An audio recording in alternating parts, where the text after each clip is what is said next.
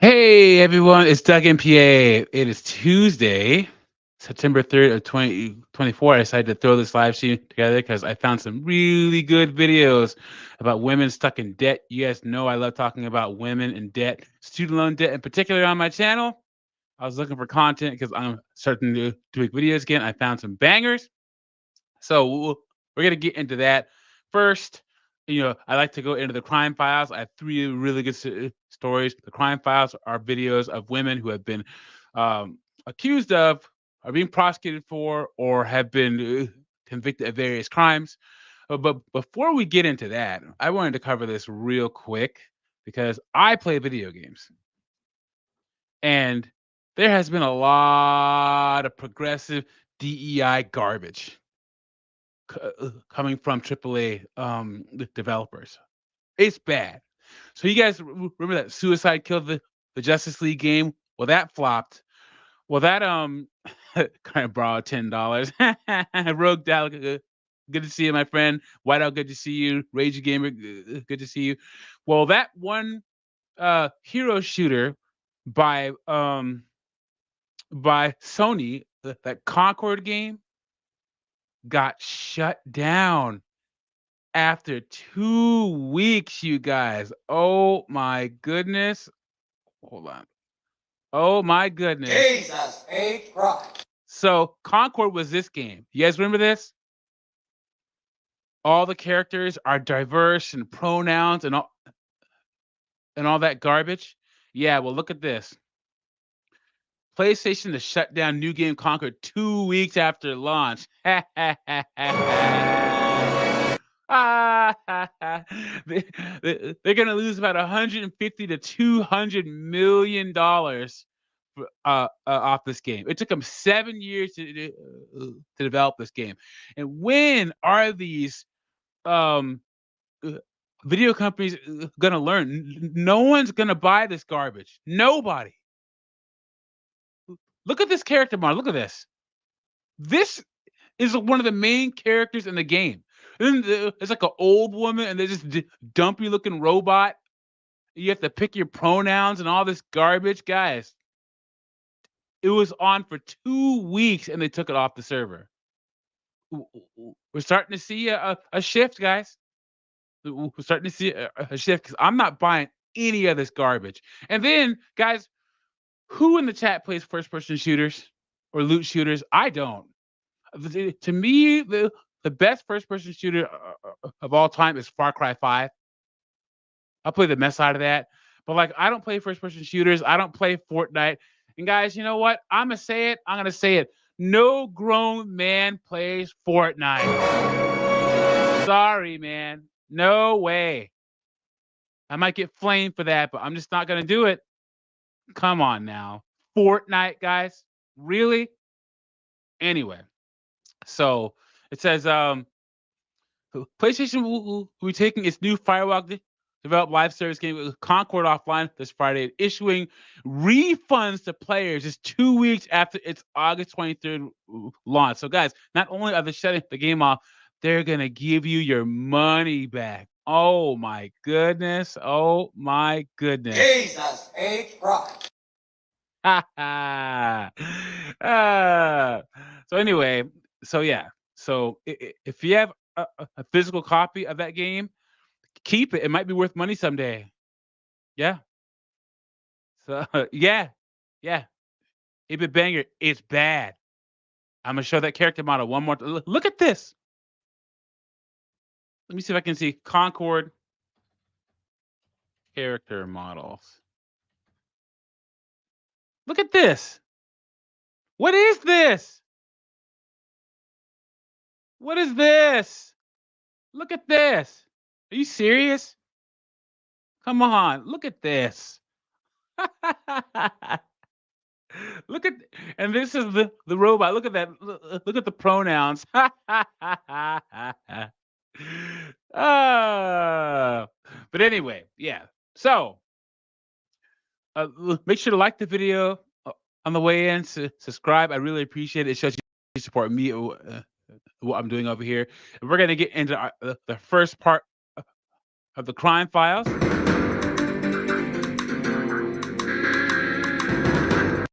I love stuff like this, guys. I'm telling you, if any of you have children, young boys and girls, you got to be vigilant, man. Make sure to check your daughter's phone and your son's phone because stuff like this can happen. Colin, how you doing, buddy? Good. How you doing, man? I'm fantastic, man. I'm getting into the crime files, but did you see that one? I just went over that PS5 game Concord. Sony pulled it after 2 weeks, and they're doing refunds. I just barely caught the end of it, so Yeah, man. The so this game, I don't know if you can see it. This game, yeah. yeah, uh, they pulled it off of stores. Wow. 2 weeks, man. That's what I'm talking about. So anyway, guys, once again, if you have sons or daughters, make sure that you check their phones because you have stuff like this that can happen. Look at this. Slidell teachers arrested for accused of misconduct. So let's get into this. New information this afternoon about two teachers accused of having inappropriate And Slidell is in Louisiana. relationships with students at Slidell High School. Police say an investigation into one of the teachers led to additional charges against her and the Jessica, good to see you. Dante's in front of purgatory. Good to see you, my friends. arrest of another teacher. WDSU reporter Shay O'Connor is getting inside information from another teacher at that school. Shay, what have you learned? Travis, I actually spoke with the teacher who did not want to. Her name is Shay. Well, that's not so bad for a B-dub, right? That's rather tame. Be identified out of fear of retaliation. But that teacher tells me that the two teachers, or the two former teachers, were actually really good friends here at the high school. Now, on your screen, Look at these two broads. Ugh, yikes, man. Ugh. And guys, you know what? First off, do you guys think that this type of stuff with these female teachers was always happening, or do you think that feminism and and women being single has made this happen more? Because I think that there's so many single women now, and the whole oh yeah we can do whatever a man can do, coupled with the fact that women still aren't held accountable, that this is happening more and more and more, especially with what do they say? But by 2030, like 48% of American women are going to be single and childless. Yeah. Yeah, I'm Yeah, telling you. I think it's gone up because so many men are just walking away from women, period. So Yeah, yep, I agree, 100%. right now, that's the mugshots of both women. That's 35-year-old Alexa Wingirter and 31-year-old Shelby Kavanagh. Now, this teacher tells me not only were the two women well connected within the St. Tammany school system, but several teachers and students within the school Dante's says shea butter. have been complaining to administrators at the school about claims of sexual misconduct with Wingirter in particular for years. Now, yesterday, For years, you guys. For years. Jesus H. Christ. Ugh. Yikes. MGTOW Infinium in the house. Good to see you, my friend. How have you been? He says it's always happened, but feminism has pushed it into epidemic levels. Guys, last year, there was a weekend where 7 teachers all across the United States, all women, got busted for sleeping with their male students. 7 in one weekend. wow. Yeah, I'm telling you, if you have sons and daughters, check their phones, guys. Check their phones. Kavanagh was arrested and Wingirter rearrested on additional charges. Wingirter was originally arrested back in April. The investigation started in March. Now, both teachers now face charges from sexual conduct between an educator and student to indecent behavior with a juvenile, each accused of having inappropriate relationships with multiple male students. The teacher I spoke with Multiple, guys, multiple over years. And this is another example where, guys, society empowers women without holding them accountable. keep telling you guys, it's going to take another 10 to 15 years for things to balance out. 10 to 15 years at least. Yeah. Multiple years, multiple students. Disgusting, you guys. Ugh. White House says, at my high school, a teacher got fired for having relations with a student. Oh, male or female teacher. Yeah, and you know, I'm lucky. There wasn't one teacher growing up that I thought, all my teachers were freaking bridge trolls, man. All of them, every single one of them. I'm talking like kindergarten all the way up to 12th grade. There wasn't any that I would have wanted to sleep with. Yuck. Today says administration here turned a blind eye to the claims. They've known. They've known on more than one occasion, not just this year, for the past several years, several different teachers over several different occasions have spoken to several different administrators. And because of who Alexa Wingirter was, who she was friends with. Was she in other words, was she got multiple teachers of the year awards and all that stuff? Maybe, who knows? Because it's, if you see a woman who's gotten teacher of the year and all these different accolades, you better watch out, because those are the worst ones. You have multiple stories of women who've gotten, you know, regional or national acclaim get busted for stuff like this. Who she was related to, it just got swept under the rug. And on your screen right now, a statement from board president James Broad. It says, quote, everyone is innocent until proven guilty, but if it's true, and if it's been going on for years, someone should have said something about it or reported it per the law long before this. Now, based on St. Tammany jail records, it looks as though both former teachers were booked yesterday, but then also released. Wingirter on a $40,000 bond and Kavanagh on a $7,500 bond. Now, guys, you think a male teacher would have got that kind of treatment, that kind of agency, would be out on freaking $50,000 or $7,500 bond? Come on. No way. Allegations with multiple students over multiple years. If that was a guy, it would have been. That's it, man. Game over, man. It's game over. As it should be, guys. You know, predos should be buried under the jail, dude. Men and women buried. The Soviets, their way of of taking people out, they literally put you on your knees and just put a gun to the back of your ear, and pull it. That's what happened. That's what should happen to these guys. Steve M in the house. Good to see you. And one more thing on this before we conclude the story, guys. Ask your friends about who the first person they lost their virginity to, and I guarantee you about 20 to 30% of them would say their babysitter. I had 4 or 5 friends, they're 12, 13, 11, 12, 13 years old, and some 17-year-old girl who's kind of homely looking and can't, for some reason, is the babysitter. And one day, freaking after Power Rangers goes off, girl, just hopped on top of them. So you'd be surprised. My friend Tim Havens, my friend Mike. I guess I shouldn't have said his last name. Sorry about that, Tim. But anyway, I have a couple of friends where their babysitter, man, happens all the time.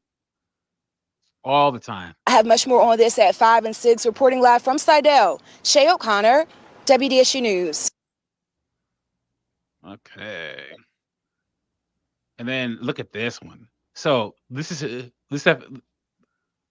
You know how those female prison guards always sleep with their inmates? It's even happening in Australia. Look at this. Just rewind that real quick. Jackie Beltran at Wimbledon. Some breaking news to bring you now related to Wandsworth Prison, and you may have seen stories going around online about what seems to show a video that seems to show a prison guard What's he doing with his eyes? What's that about? That's weird. their female prison guard engaged in sexual activity with an inmate that looks like it was filmed inside a cell and is Filmed inside a cell. You guys.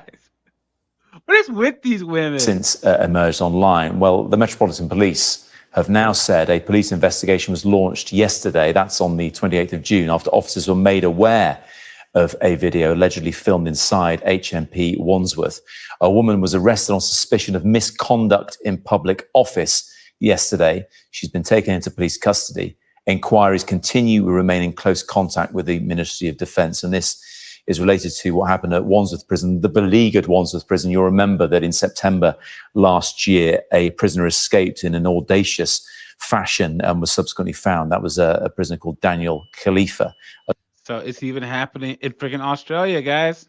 And the last one, look at this. A retail theft crew leader recruited a 9-year-old to commit retail theft. Look at this. Wow. Yikes. Philadelphia police laser And of course, guys, try and guess what race. Come on now. Look at these names. Janiyah Robertson and Ayana. Are they sisters? Janiyah and Ayana Robinson. Jesus H. Christ. Come on, you guys. You should have guessed that already.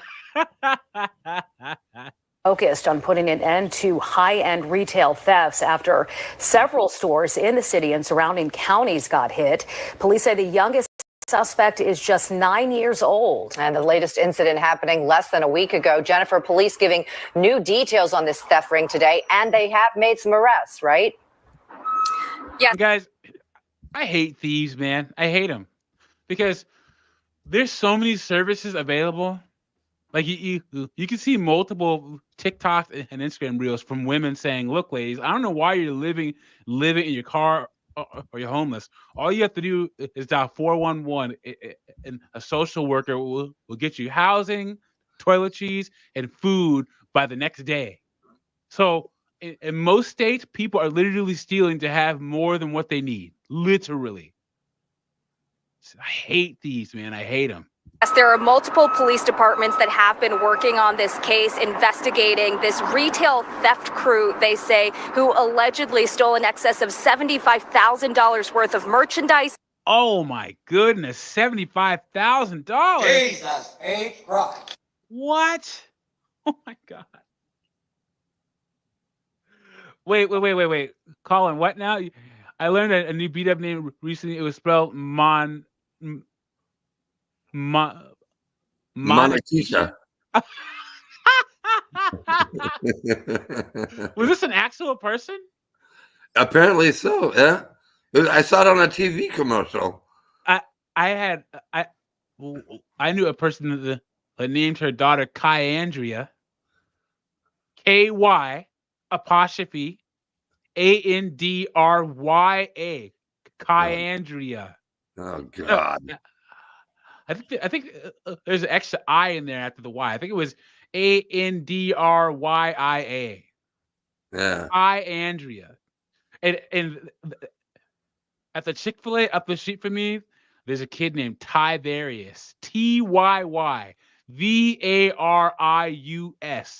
Tiberius, you guys. Yikes. In Rittenhouse Square, Suburban Square, and King of Prussia Mall. It would only take minutes for thieves to grab armfuls of clothing and run out of the store. Philadelphia police, in partnership with Upper and Lower Marion police, have now identified the crew behind these They weren't even trying to hide the fact that they're stealing. Look at that. They just grab it and just run out. takeover-style retail thefts. Janiyah Robinson was the leader of this crew. We believe that she would recruit young adults, teenagers without records. And in 2 jobs, they utilized a female that was 9 years old to commit retail thefts. On Thursday, Philadelphia. Look at these hard-faced broads. They look like offensive linemen from the New York Jets.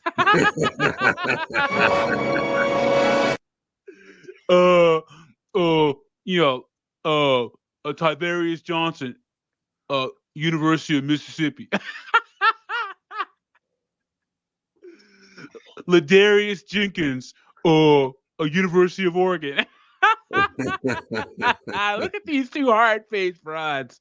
Oh my goodness. Yikes. The police arrested the crew leader, Janiyah Robinson, and Ayanna Robinson during an attempted theft at the Lululemon on Walnut Street.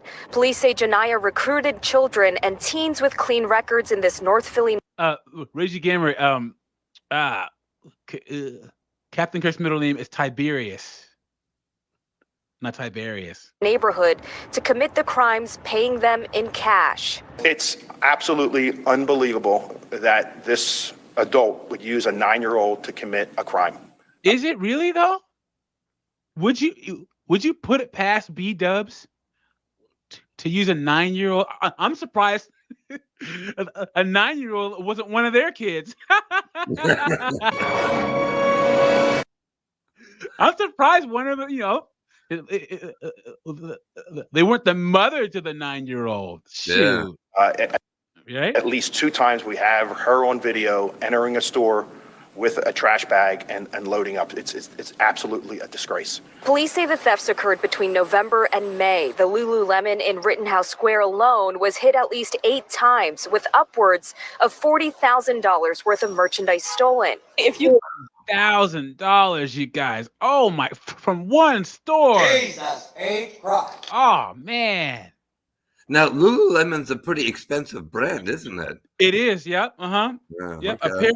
A pair of workout tights from there. I think it's like $140.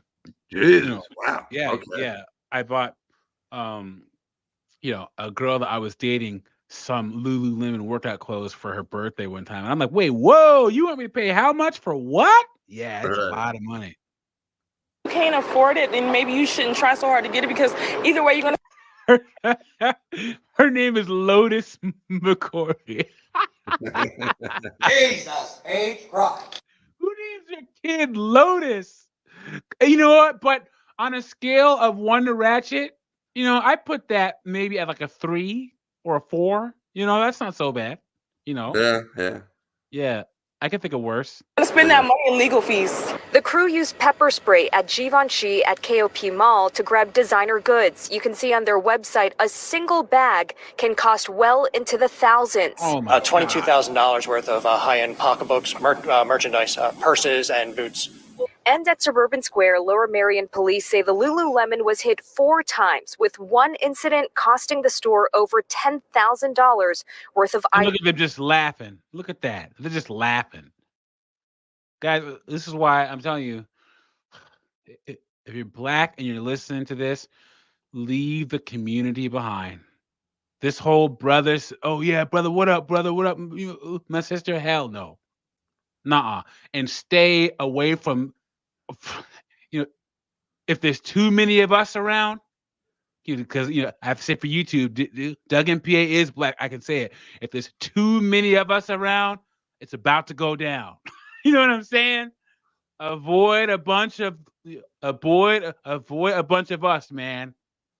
You know what I'm saying? Because look at this. They just run out. They're just laughing. Items. Every theft is sizable. They grab armfuls of clothing, 3, 4 actors at a time, and they charge out of the store.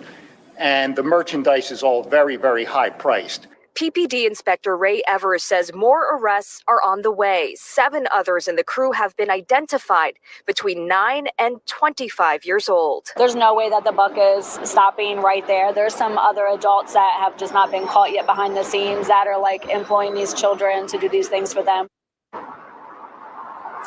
Janiyah Robinson is facing a $180,000 bail. Philadelphia police say that is a significant amount for a retail theft offense. And Sheba, they hope that sends a loud and clear message to anyone else thinking of committing retail theft in the city or the suburbs. Hopefully word of this ripples through the community. All right, Jennifer, thank you.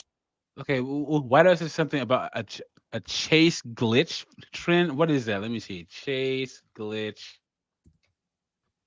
trend. What? Oh, viral videos of people stealing from Chase ATMs. Oh, okay. What is that about? Says it's aware of viral glitch inviting people to commit check fraud. It says a viral video of people stealing money from. Let me see. A viral video of people stealing money from Chase ATMs were just plain check fraud. People believing that they can get free cash from Chase ATMs, but it was just a glitch, and those customers were actually committing fraud. The problem, okay, yeah, man, I wouldn't do anything like that. You get caught. A lot of people will get away with it, but you be the one person to get caught. So forget that. Heck no. I remember one of my favorite stories during the recession.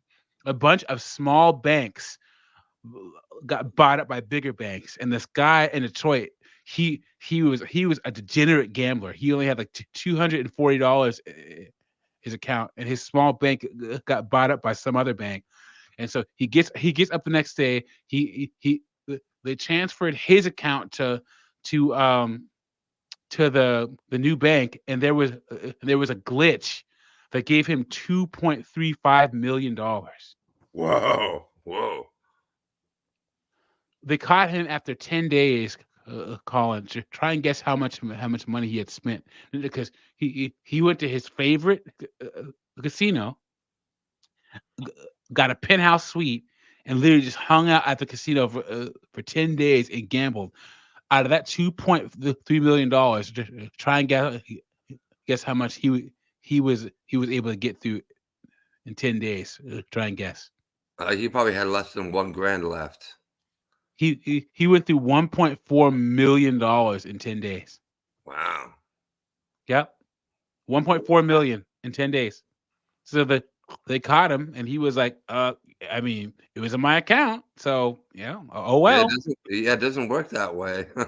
Yeah. So he's in prison. All right, guys. Our first case here. A lawyer's guide to paying off $300,000. Yes, $300,000 worth of student loans. Jesus H. Christ.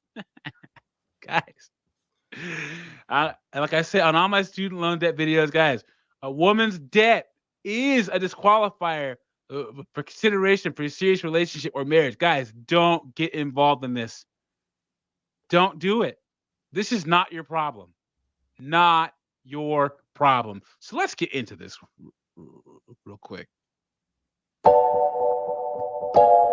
About student loans, so go finance, fitness, travel, student loans. Speaking of which, today we're going to talk about student loans, so go grab your wine and let's get into it. You're here because you two owe a shit ton of money to Sallie Mae, Fed Loan, Fed Direct, Mohila. There's a lot of them. We are going to talk about how I made a plan, how to pay off my $300,000 of student loans. I've paid off a good chunk so far, so bear with me. All right. For undergrad, I graduated in 2013 and immediately went to law school right afterwards and graduated law school in 2016. I'm first generation college student. So undergrad and law school is literally not worth it now. It's not. It's just not. The days where you would start at a firm and then like make partner and stuff. You have way too many people with law degrees working regular jobs, because unlike medical school, law schools, because of all the propaganda shows and and Law and Order and stuff, like law school just freaking exploded. They're like, oh, all these universities, I'm going to build a law school, and we're going to build a law school, and we're going to build a law school. And all these women just go. And guys, if you know anyone that has a law degree, they are over $150,000 in student loan debt, at least. You know what? She's actually talking pretty fast. Let me put a regular playback. Thank you for talking fast, young lady. I appreciate that. Student, first generation law school grad. My family didn't really have any background or understanding about student loans either to basically knock some sense into my head. So I just kind of ignored them. I was in denial. I just thought, what's the big deal? Nobody else is stressed about it. Why should I stress myself? In 2017, I took a job that I really thought would be awesome in sports. They didn't pay well, and so You hear that? Of course, guys. Of course. She got an expensive law degree and got a job that she thought would be awesome, but doesn't pay well. God. That's modern living, you guys. I keep telling you guys, my passion. And I have to love my job. I have to be happy at it. I have to want to show up there. I have to want to be there. Most jobs where you actually want to be ain't going to pay you nothing. Come on now. at that point, okay, so we're just going to defer them a little longer. We're going to pay the minimum. It's totally fine. Eventually, we'll get there. 2018 came. I still ignored them. And in 2019, it was kind of the catalyst of 3 years of ignoring these student loans. I finally sat down with myself and was like, okay, I'm going to pay them off. How much do Yeah, Whiteout says all these simps will say, I'll make it my problem, and we'll be laughing at them all together. 100% true. Yep, CVM said that one guy that I was talking about spent $140,000 per day. Yep. I owe? Because crazy enough, most people don't even know what they owe. So first thing you have to do, acknowledge and assess how the heck you got here and write it down. Writing it down really does make the world of a difference. Guys, all these little tips are like common sense to us men, right? Write it down. What? So like, write it down and then make a physical loan tracker. Pick a repayment strategy. Make a budget. All of this is common sense. But women have to make videos about this type of stuff. Write out. And look at this. Look, she has what? Does it say she has 21 different loans? 21? The interest is $54,631. How much is her monthly payment? I wonder if she says. All of your loans. So you're going to see on mine, I have 22 separate loans. They are in this order from smallest to largest. And then I also wrote down the interest rate. Some of these interest rates are out of hand. 7.21%, $61,000. That's the largest loan I have, and that's from law school. So basically everything all the way up to right here, number 12, these are all from college. I have paid them off. So this is what I borrowed for college, $25,096. Original law school principal was $218,953, which brings the total original amount of money that I borrowed to $244,000.49. Oh, you guys, soul crushing. And you know how many women walk around with this lead weight around their neck? Guys, I hate staring at debt. I hate it. It's stuff like this. You know, what's that stat where the average American family has like six credit cards? How many credit cards?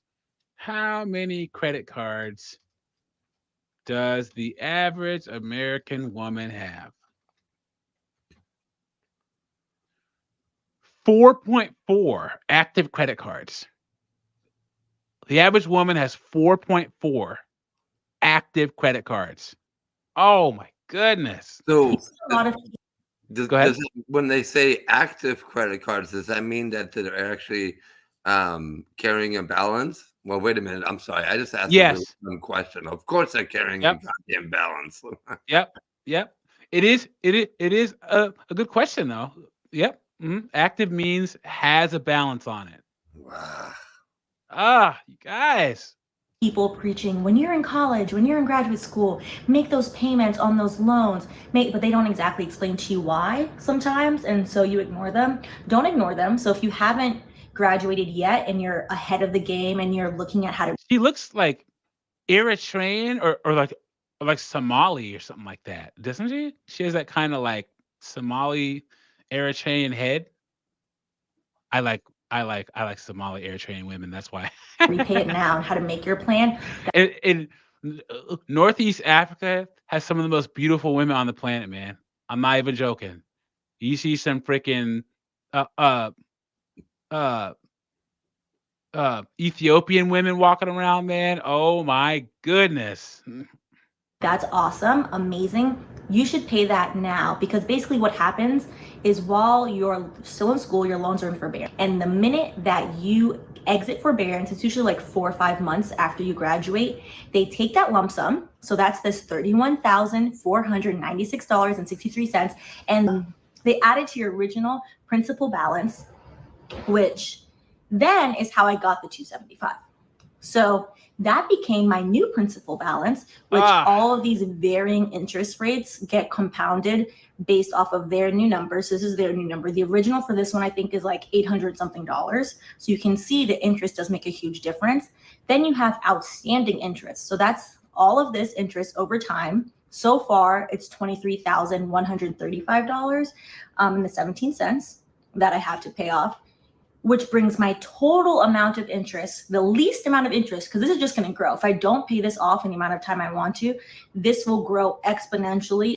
So, guys, I put her amount into a student loan debt calculator, and her payments are $1,750 a month. $1,750 a month. Jesus H. Christ. Oh my God. Ugh. That's more than some people's mortgage. It is. It is.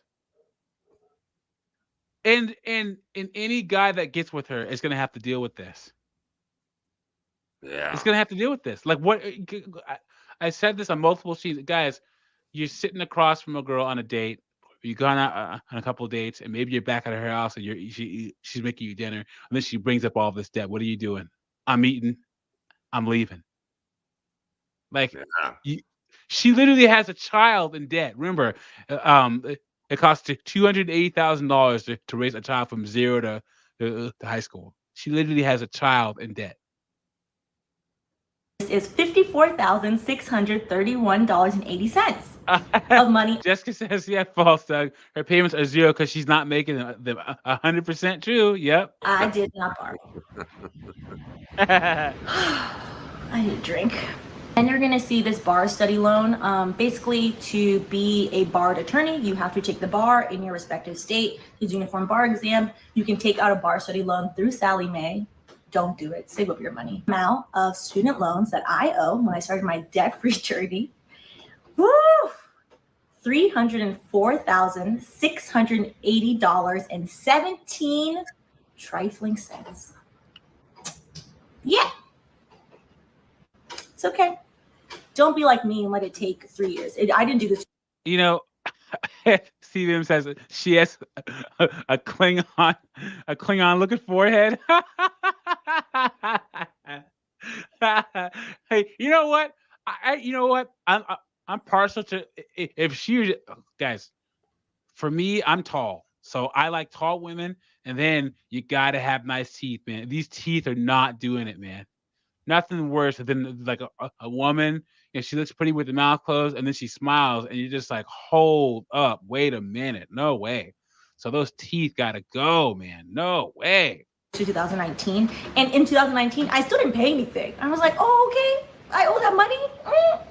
All right, I'm gonna sit with it. Sometimes it takes you being like, hey, I'm gonna do this, and then you sitting with it and being like, okay, did you do it?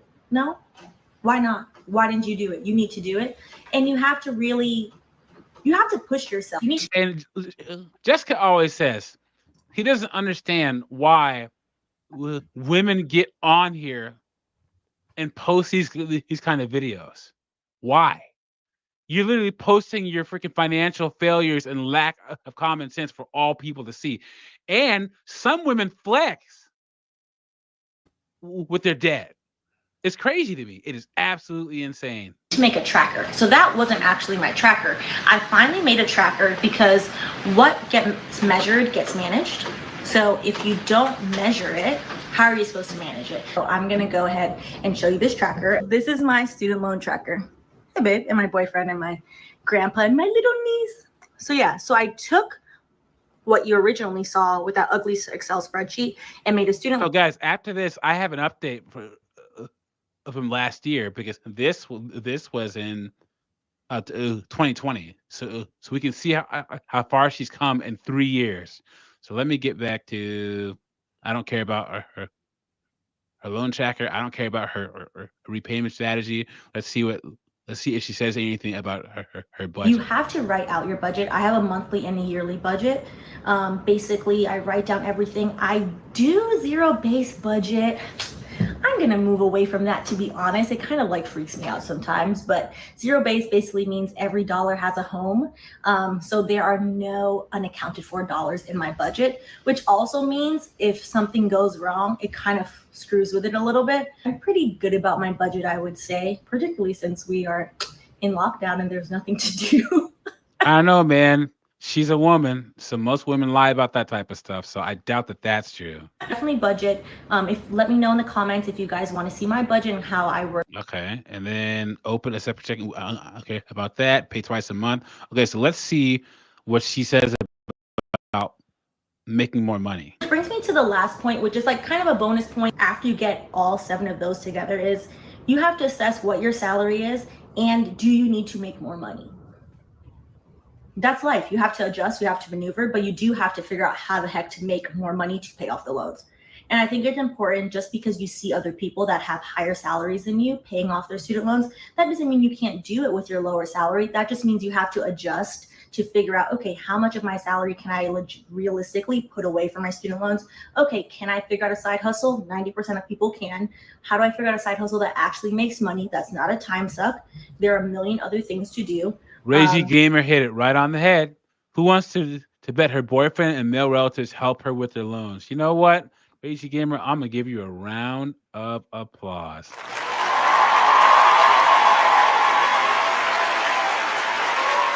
Because you know that's true. She probably moved into her boyfriend's apartment and he's paying all the rent. He's paying all the rent and she's paying on her loans. I guarantee you that's what's happening right now. I guarantee it. And things like that. If you only take from this video, out of like the 7 things, you only take 3, that's great. That's okay. So let's see a little follow-up here. So this is 2 years ago. I paid off $126,191.01 of my student loans. So what did she say before? She had 304,000. Let me see. So 304,000 minus 126,191. So she has $177,000 paid off after freaking 2 years. Loans. You have compounding interest when you have student loans, you have compounding interest every day. Everyday violence. Still no braces and still the Klingon forehead.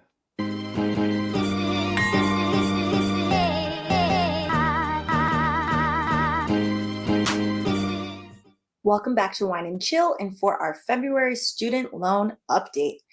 All right, so every month, somewhat on time, sometimes not on time. Listen, we're going to get there. I go over how much I paid towards my 6-figure student loans. This one will be a little bit different. This video, we're going to go over that, of course, but also it is my 2-year anniversary of starting my student loan journey, my debt-free journey. So I figured... You know what? I got to give her credit for paying on her student loans during the cough, because a lot of people didn't. More people took that student loan payment, bought houses, bought cars. It's like, what are you doing? Yeah.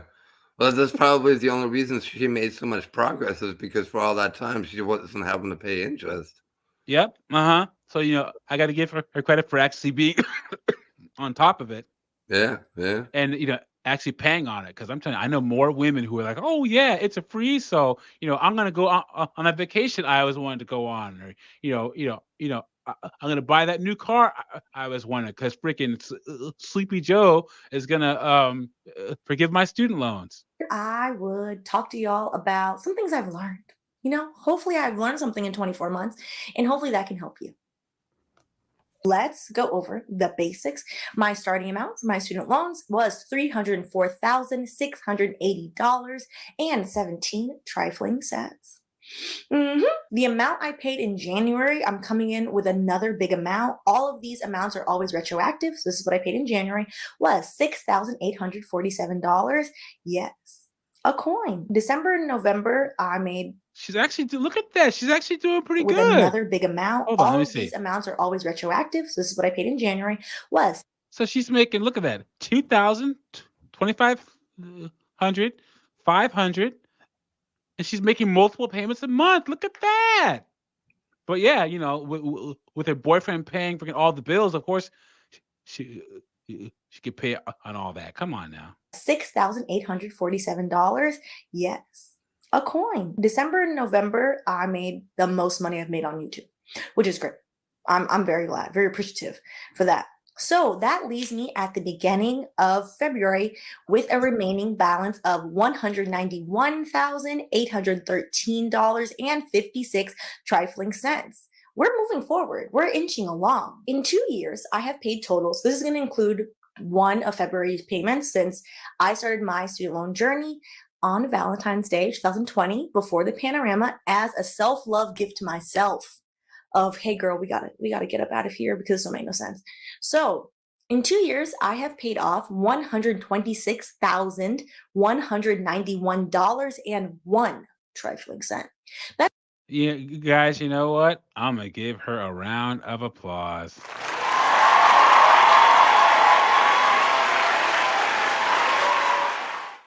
Because that's a lot of money, man. That's a lot. That's a lot of money, and she actually did it. You know, yes, her boyfriend's a simp for facilitating this. All the guys in her life, yes. But hey, you know, if she could take the opportunity to do it, why not? You know, you you either get or you get got. that number is not exactly all the way accurate. There's some interest that is not included Oh, Carlos X in the house. Always good to see you, my friend. in there, but let's just go with that. So what you're seeing on the screen is what Fed loan and then plus the $9,000 I paid for my bar study loan from Sally Mae. Now, today I'm feeling better, which is good because sometimes when we do these videos, I'm like, this is depressing, but I want y'all to see it. Paying off your student loans, debt-free journey is not fun. It's just not. It's not going to be joyous, and that's okay as long as you get there. Whatever keeps you on the path is what I have realized. The first thing, though, I did realize in starting my student loan journey and in realizing that I had been bamboozled, lied to, and led astray was You've been had. Where's that button? Oh, I was lied to. I was a first generation college student. I was a first generation law school student. I was bamboozled. That's all I have to say about that. interest. And not just interest in general. No, Steve M. She's not missing a tooth. It's just the gap between her front teeth are so big. It looks like she's missing a tooth. General, but capitalized interest. A very nefarious, specific type of interest. Yes. So, and I also learned how compounding interest works because math is not my ministry, but more than that, nobody Math is not my ministry, really? explained it to me, and likely nobody explained it to you. So, this might burst your bubble, but that's okay. The more you know, the more you can do better, and the more you can tell somebody. Where did this girl go to school? Let me try and see. While she's talking, let me try and see. Else, and you can help them. So capitalized interest. Let's walk through it for a second because nobody told me what was going to happen. When you borrow a grad plus loan, if you're in grad school, law school is a doctorate program. You're going to get, if you get a federal loan, you automatically get put into an unsubsidized loan, which means the day you sign your name, that interest starts. The interest does not wait until you graduate. The interest does not wait until you get a job in America. The interest starts the day you sign your Oh, name. I think I found her. I think I found her.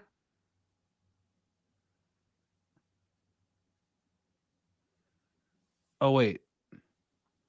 Okay, never mind. Oh, man. Okay, never mind. Yeah, I didn't know what that meant, to be honest. Didn't know. What that meant was after graduating, the interest capitalized $31,496.63 trifling cents. I would like to go back. I did not borrow, because sometimes people will ask this, did not borrow $304,000 and ... trifling cents. I didn't borrow that money. All right, I'm done with allegedly Stephanie here.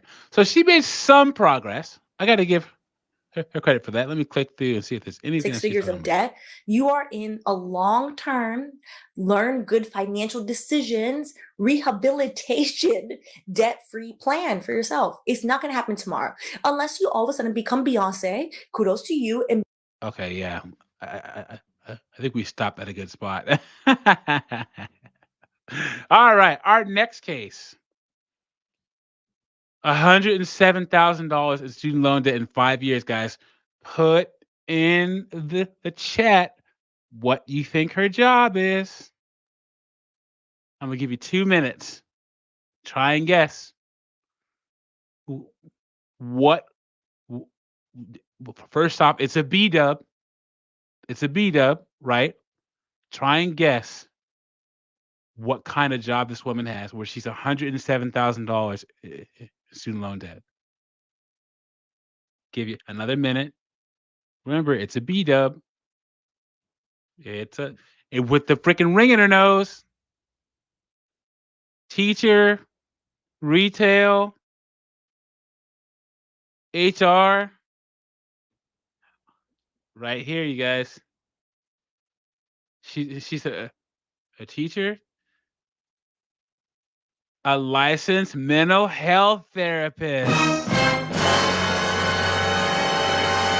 You guys should have saw that coming. Come on, man. A B-dub and a bunch of debt. You know she's a therapist. Come on now. Let's go. Hi everyone, it's Keisha. Thank you so much for tuning in to And her name is Keisha. Come on, guys. my YouTube channel, Keisha Delva Creative. If you're new here, welcome. If you've been here for a while, welcome back. If you are new here, I want to introduce myself. I'm a licensed mental health therapist who is passionate about all things related to travel, mental health and wellness, and financial freedom. You know what that means? She's not gonna make any money. All that stuff equals I'm broke. That's what that means. Today, I'm going to be talking about my student loan debts. I'm going to be listing every single student loan debt I have, as well as their current interest rates and what my current plan is to pay them all off within the next 5 years. Make sure to hit the like button if you haven't already. Subscribe if you haven't. If you're watching this after the fact, drop a comment, and that super chat button is very appreciated. Let's keep going. So if you're interested in that topic, so she has an MSW. Yeah, I would say because this is 5 years ago. So back in 2019. So a bachelor's degree would have cost her about 50. Yeah. So she has she probably has a bachelor's and a master's in psychology no. She would say a clinical social, a licensed social worker. So odds are, if she's a therapist, she has a master's and a bachelor's and a master's in counseling, or a bachelor's and a master's in psychology. please keep watching. I think one of the most pivotal moments for me in terms of the way that I felt about my student loan debt happened back when I started this journey to financial freedom at the end of November 2018. MGTOW said it. Although the nose ring on the side isn't as bad as a septum ring. Guys, the septum ring is an automatic no-go. No-go right there. This, you can say, hey, you know what, if I can't take you seriously if you have this in your nose, let's talk about it. But the septum ring, you're out. And what made it pivotal for me was that I went from feeling anxious about my student loan debts and kind of sort of ignoring my student loan debt. And when I say ignoring, I don't mean that I wasn't making payments on my student loan debt. I meant that I wasn't really setting my... It's sad that she has to clarify. I wasn't ignoring it, because a lot of women just say, you know what? I don't care about it. She's just saying that she wasn't making a priority. It's sad that she has to make that distinction. Myself up for a plan of how I would be able to pay it off, mostly because the amount just seemed so large and so overwhelming that I didn't think that it was realistic or possible for me to ever be able to pay it off. So in November of 2018, when I committed to starting my journey to financial freedom, part of that was taking a look at my student loans, every single one of them, and really getting an understanding of how much I owed and what would be required of me to be able to pay off that debt within a reasonable amount of time. Prior to that, I kind of just accepted the fact that I would always have student loans. I figured I'd probably be retired and old and gray before I was able to pay off these loans. There it is, you guys. And that's what a lot of these women think. That it's just like always gonna and rightfully so, I guess. Rightfully so, because a lot of these women that have this much debt, they're gonna be alone, and their best friend is gonna be first off, it's gonna be their dog and their cat, and second is gonna be their debt. 100%. And at least she caught, because the key to it is to catch it before they start living that lifestyle that they all feel entitled to. All these professional women get some kind of degree and just feel entitled, even at entry-level salary. I got to start traveling. I got to start eating out with my friends. I got to start buying clothes. I got to buy a new car, just spending all their money. So CVM says bull rings were made to control cows and pigs. That's a fact. 100%. Yeah, man. Or if not, let's say if I didn't live long enough to be able to pay off my loans, then I kind of just figured these loans would kind of just sit there or maybe roll over to my family members. Did she say roll over to my family members? Yikes, man. Ugh. These really horrible thoughts that I think a lot of us have as it pertains to student loan debt. And again, it just felt like something that I didn't think that I could ever be able to accomplish in terms of paying them off. So in November of 2018, I took a look at my student loans, and for the first time, I got really angry about them. Before, I kind of always just felt anxious and overwhelmed, but I got really, really pissed off about it. And the reason that I got pissed off about it was because I feel in the United States of America, college students and other people going back to school are completely taken advantage of. Here comes all the excuses, guys. So let me give this a preemptive. Here come all the excuses. By student loan lenders. I think that they are incredibly predatory, and they take advantage, particularly of young people who have no idea what they're getting themselves into, and quite often getting into careers that aren't going to be able to make them enough money to even put a dent in their student loans in the first place. Gee, like being a licensed mental therapist? You think? And not only that, the cost of higher education in the United States is so over the top that you're getting into a ton of debt before you even really get into your career field or have any idea what you can expect to earn. And it's just a really bad situation. And the more I learned about predatory student loan lending, the angrier I got and the more determined I became to get out of this hellhole called student loan debt. And as God is my witness, I will get out of that hole. So, first step in paying off student loan debt is to sit down, get a pen and paper or a computer or whatever you need to take notes, and list out every single one of your debts, from smallest debt to largest debt. You want to factor in Whiteout, good job, man. He says, why not go to community college? I'm about to get my associates in accounting at one. Whiteout, get your bachelor's degree in accounting. They are hurting for freaking accountants so bad. go on and get your 4-year degree in accounting. You will be bulletproof after that. If I could do it again, I have 2 degrees in policy, because I do financial math all day at my day job right now. I if I would have known what I know now, I would have got a degree in accounting, 100%. In any unpaid interest that you also have on these debts, and what the current estimated payoff date for those debts are.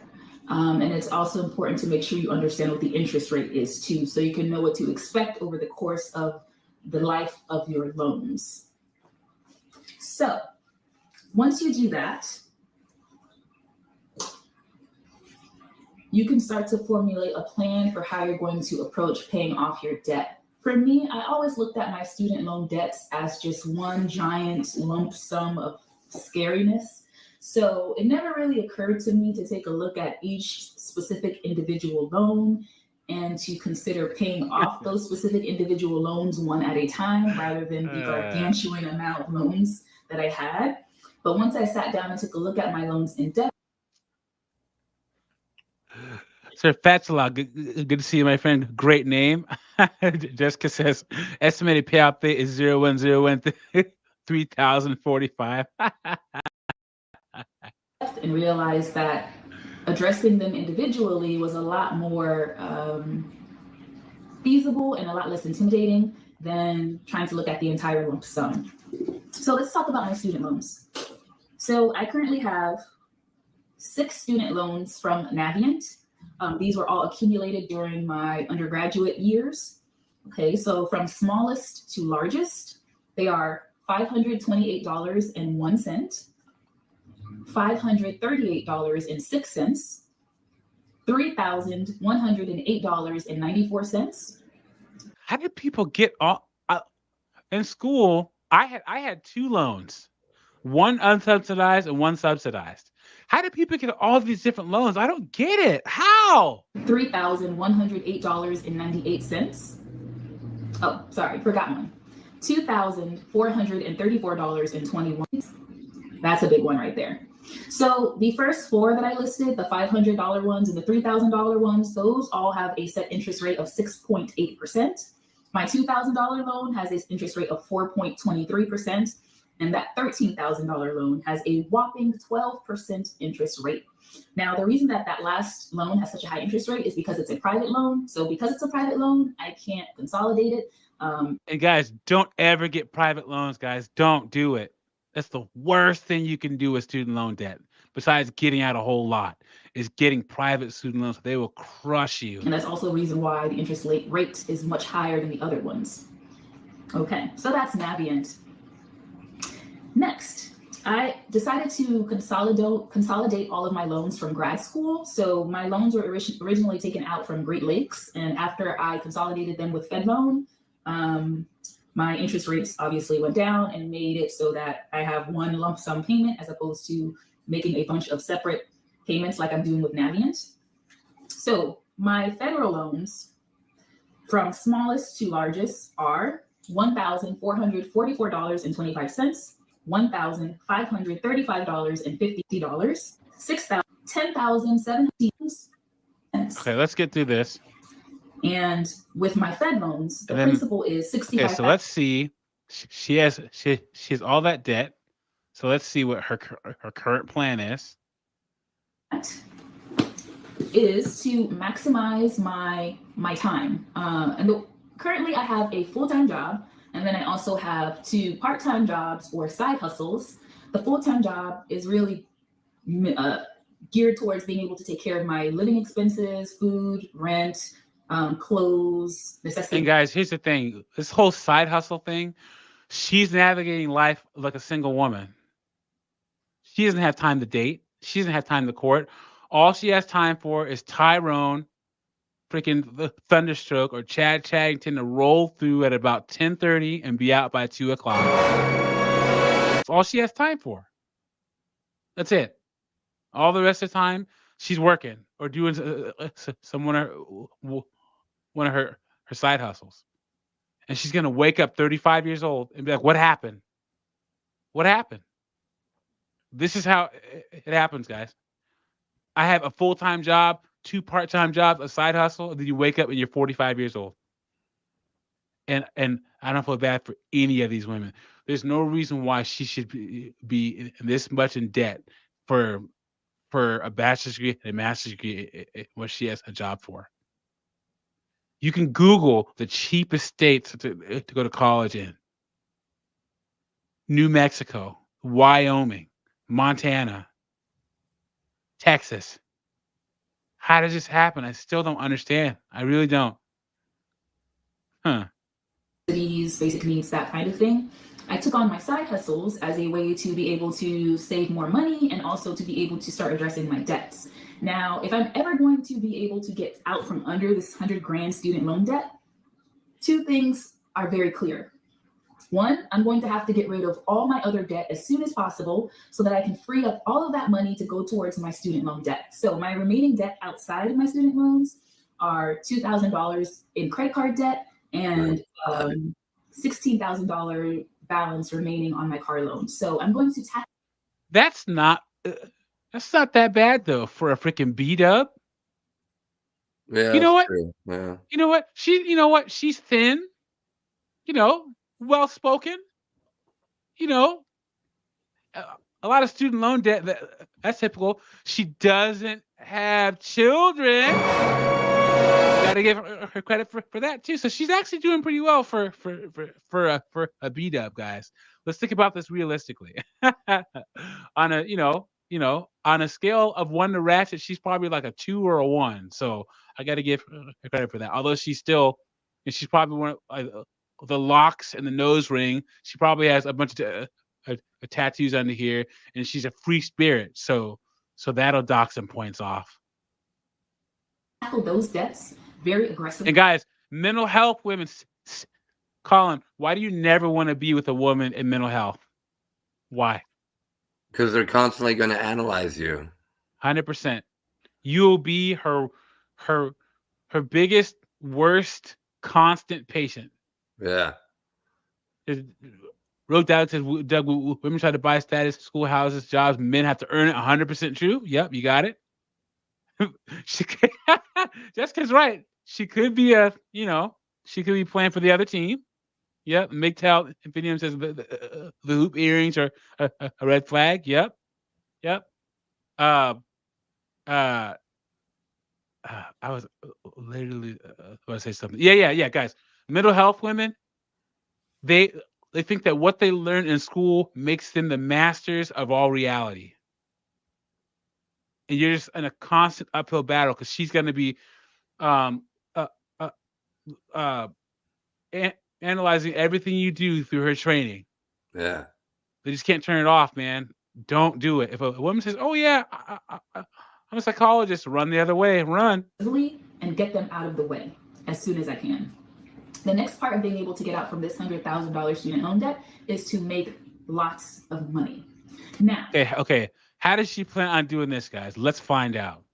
If you've seen my previous videos, the ones that I've posted in the last couple of days, I've been talking a lot about developing habits for success and developing the mindsets for believing that you can be wealthy and believing that you can be happy. The reason that I chose to do those video topics is because that is exactly what I'm working on right now. And my YouTube channel is more or less a reflection of what I'm going through and sharing that with you in a transparent way in the hopes that it can help you if you can relate to what I'm going through as well. So I'm completely committed to working on improving my mindset and becoming the kind of person who is capable and deserving of making a lot of money. Because what did she just say? That's a long way of saying. That's a long way of saying she's going to manifest a whole lot of money. You hit it right on the head, man. Sounds like manifest to me, doesn't it, guys? I'm just going to have a wealth mindset, and a big bag of money is going to fall out of an armored car right into my lap. Women just can't resist, man. I'm going to manifest a wealth mindset, which is going to lead me to wealth. It's going to take a lot of money for me to be able to pay that off. So in addition to working on my mindset, I have a couple of projects that I'm working on. They're all related, but it will involve me making income in a passive manner and making income online. Now, the benefits of course, I told you guys, it always has to do with something online. She needs to be working at freaking Home Depot, ringing up lumber. That's what she needs to be doing. But she's gonna try to do some kind of social media marketing, digital marketing, something like that. That is all these women's way out of their debt. Is this being able to make passive income is that I can make money even when I'm not actively working on something. So unlike my current jobs and my current side hustles where I have to be physically present and paying attention and completing a service in order to make money, with passive income, you can make money whether you're present or not. You know what, Ragey Gamer? If she wasn't a B-dub, I would agree with you. She's because Ragey Gamer, I'm pretty sure she has some orbiters helping her out financially. A lot of B-dubs don't, guys. Remember, B-dubs are the least desirable women out there. So I'd say maybe 1 in 4 or 1 in 3 B-dubs have actual orbiters, man. And then her schedule, they're working all the time. Yeah, I don't think so. So some people do that by selling products online. If I were to do that, I could be sleeping, and technically if someone purchased a product at 4 o'clock in the morning, guess what? That's still me making money without me really having to do anything. So it takes some upfront investment in terms of financial investment and time investment. But once you have an online business established and is successful and you market it properly, you really have a lot of potential to earn a lot of money. So my goal right now is to earn an extra $1,000 per month online. Now, I haven't completely figured out how I'm going to go about doing that, but what of course she hasn't. So she gave us this whole, how long was this? What, like 2-minute long thing about making extra money, and she hasn't figured out how she's going to do it yet? Really? You guys, come on now. Jesus H. Christ. I can tell you is I've already made a commitment to doing it. So once you've made the commitment to do something, sometimes that's the hardest part, is making the decision to go down a certain path. Everything else will come as long as you are intentional about what you want and you're fired up about it and you're willing to do whatever it takes. You'll find that a lot of doors and paths start to open that were not previously open to you because you are sending a message out to the entire universe that, you know what, I'm going to kick this debt's ass and there is no other option. Here goes that manifesting again. Yep. That's what it always goes back to. Yeah. And guys, only women can talk like this. Only women can talk like this. Yeah. I'm gonna be, she's a mental health therapist. I can't say that enough. And she's gonna manifest wealth. Guys, if a guy that I would mentor him were to say anything like this, I'd literally have to slap him in the mouth. Like, you need to stop. No way. Can you imagine any of your guy friends talking like this? I think they were mentally ill. I think. Yep, that's what I think. The student loan debt is going down because I said so. So, for those of you out there who are being crippled by student loan debt or drowning in student debt loan payments, let's try that again.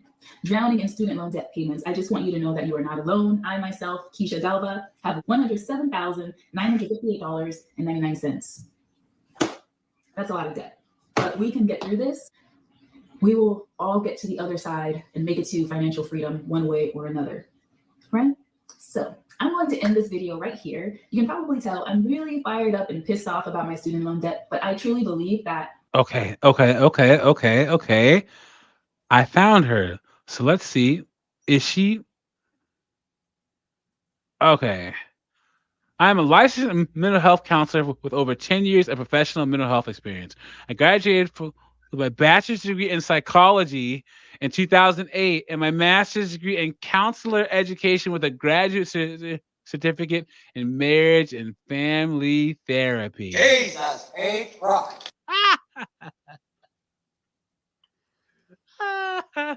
And is she on LinkedIn? Let me see if she's on LinkedIn so I can see where she went to school. LinkedIn. Okay. Okay, let's do it. So here it is. Wait.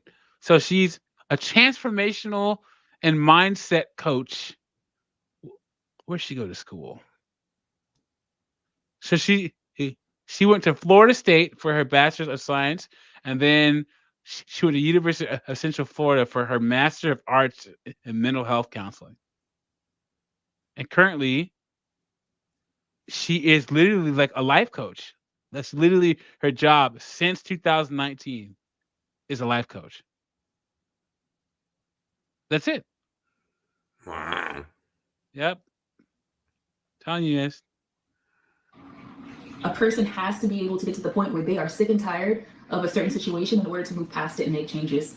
And it wasn't until I got sick and tired of my debt, my student loan debt, that I became committed to paying it off. So, question for you. Have you made the commitment to pay off your student loan debts or any debts that you might? All right, we are just about done with Keisha here. And so I hope she wasn't trying to make her money on YouTube, because if you look at her channel, her last video was 4 years ago. Look at that. All right. And then one more person here, but see if you can notice the difference between this girl and all the rest of them, okay? So this girl is a nurse, $120,000 in student loan debt. Now, right off the bat, I want you to watch real quick, okay? Try to catch it. Everything changes. See that? She got married in college. You see the wedding ring? Yeah. Because she's smart. The gist of it. That's the Vanda. I'm channel. If you've never been here before, my name is Vanda. I'm a nurse. I work night shift in postpartum, mother, baby. I'm a new grad. That's the gist of it. That's the stuff that I post about on here. So today's video has been requested highly and is something that I think doesn't get talked about a ton in the YouTube. Actually, yeah, it does. Well, was there an increase in student loan debt videos during the cough? Because I think there was. I didn't really see. Most of the ones I review are after 2020. So yeah, maybe what? This is 4 years ago. It wasn't talked about as much. World. I mean, I know there's people who talk about it and upload about it, but I feel like it's way more common than people lead it on to be. Steven has been looking at her bottom lip there. Is that the herp derp? Uh-oh. I hope not. So. Uh-oh, it might be. Oh no. Uh-oh. Jesus H. Christ. Well, I guess her husband loves her no matter what. We are going to be talking about debt, student loans, student loan debt, other kinds of debt, finance, money, all that stuff. So originally I was planning on filming my March budget today, but then I kind of decided that I'm actually going to wait and film my April budget, because right now in March I'm still kind of getting a hold of budgeting, and I feel like I want to have done it for a few months before I'm like, okay, this is what it is. So she's getting a hold of budgeting. What is her husband doing? Like, I keep saying it, 47% of women don't budget. 47%. They have no idea. They know how much is coming in, but they have no idea how much is going out. And they will reach adulthood with that mindset. It's crazy to me. They do. So, we're just going to talk about, and I have it all planned out right here. We're going to talk about, basically, I'm going to give you real numbers. I'm going to say how much debt I'm in, what that's for, how much I've paid off so far, what my plan is, what my goal is, what I've been using for motivation, and hopefully it'll help you guys come to terms with your debt if you're in debt, or figure your stuff out or be motivated.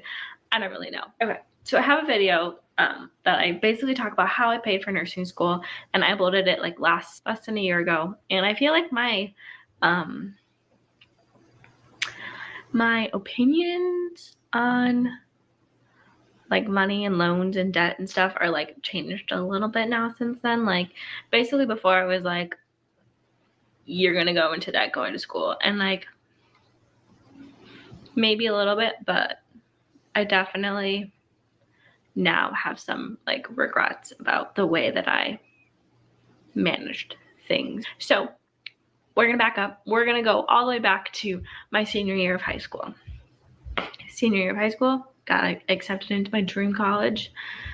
My parents, unfortunately, were not able to assist me in paying for tuition or living or anything. And I mean, it's okay. Like I didn't expect them to. Some people aren't able to. That's totally fine. Guys, the days of parents starting a college fund for their kids when they're babies and giving them money for college when they're 18, they're over. There kind of really isn't even a point to doing it, because a regular family over 18 years can't even save up enough money to put a dent in the cost of a 4-year college degree now. There's no way. So I would recommend don't even try.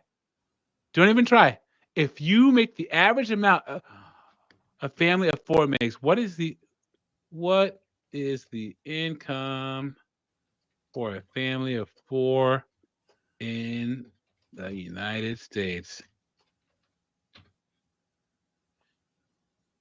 Wait. Okay. Wait. What is the average? Average. Okay. Wait. So yeah. So okay. Adjusting for inflation, the average family's household income was of 4 was $74,580 a year. There's no way that you're going to be able to save up what $80,000, $70,000 for a 4-year degree for your kids, making $74,000. It's just not possible. There's no way. So you see all these parents, I'm saving up for my. No, you're not. You know, you might as well put that into your retirement and tell your kids, hey, you know what? I wanted to have a college fund for you, but we knew that we wouldn't be able to afford it, and they just have to understand. So basically, it was just in my mind like, okay, we're taking out loans. That's how we're gonna pay for college. So for my first year of college, I took out loans through financial aid, FAFSA, through the government. And then I actually had some grandparents who had saved up about $10,000 for me for living expenses. Well, could be for anything, but I used it towards living expenses and food for that year. In my first freshman year of college, I didn't work. I worked maybe like winter break. I had a job at a nursing home back where I was from. So when I went home, I worked there. But I didn't work. I didn't make money. I just spent money. And that is probably my number one regret. But see, guys, I worked 2 jobs, undergrad and grad school. 2 jobs, all the way up through. And I would have friends that just lived on campus and had the college life. And I would just see how much debt that they were getting themselves into. I'm like, well, why don't you have a job? Well, I can't work and go to school at the same time. Okay. Now, if you're in the engineering program, I can understand that. Computer science. But you're in freaking marketing, advertising, business administration. Come on now. We'll get into all my regrets a little bit later. Sophomore year, I got more financial aid, and then in addition to that, ended up taking out some private student loans to pay for living expenses and everything. And those private student loans, guys, I keep telling you. And then I did work, but I didn't work a lot. I worked maybe 8 hours a week at Panera, and still still working at the nursing home occasionally, and then in the summer I nannied for a family and made money that way. And then junior year, again, same thing, had financial aid, FAFSA for school, and then an additional private student loans for living expenses and to cover more of tuition and books and everything. And again, worked at a nursing home, worked a little bit up here. I think that year I quit halfway through and started a new job at a nursing home in the city I was living in. So it was just a little bit easier for me to get there. Then senior year, I had a little bit of a revelation, like, okay, I'm already in debt probably at this point. $80,000. $80,000 by her senior year, you guys. So she's literally like, what, $35,000 a year? Oh. Maybe a little bit less, but I applied for FAFSA, whatever, got that money. It was covering tuition and living expenses and everything. I needed to make about $600 a month to cover that. And I was just very determined to not have to take out any more private student loans. So I did not take any private student loans out my senior year, and I just worked a lot more than I had previously. Great decision on my part. And then I graduated, and a week later started my accelerated nursing program. I actually don't know if I talked about this, but I was accepted into another program that was about $15,000 more than the one I ended up going to. Wait, what? Wait. So wait. So did she not get a bachelor's degree in nursing? Because she went into her accelerated nursing program after she graduated? What? Who is this person? Who is this? Amanda Lynn. Amanda Lynn. Let me see if I can